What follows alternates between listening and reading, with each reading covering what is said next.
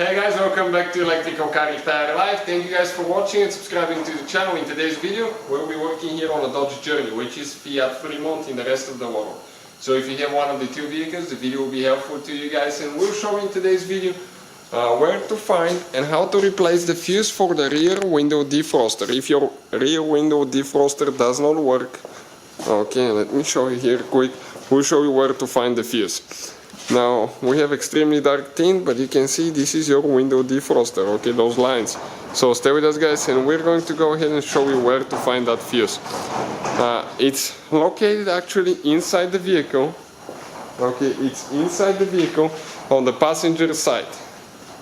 You will notice that our glove box is missing. We removed it so we can gain a little bit more room and be able to fit underneath, so we can show you where things are now. So if you come under the glove box on the right side, there is a cap here with a fuse box. Okay, this is a fuse box. We already removed the cap in our case like that. Okay, and we need to locate fuse number 116. Okay, 116. So let's go ahead and see now where 116 is located.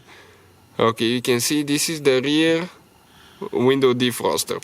So this fuse, guys, actually, okay, is a very special fuse. Okay, this fuse right here. You can check it out. We'll have all the fuses listed in the description of the video below, and see where we buy our replacement parts from. But this is the fuse. So if you need to, if yours doesn't work, okay, check this fuse. Hopefully guys, the video will be helpful to some of you. You will have a fuse puller in the fuse box right there. Okay, so all we have to do is just grab it and pull it straight out, later replace it with a new one.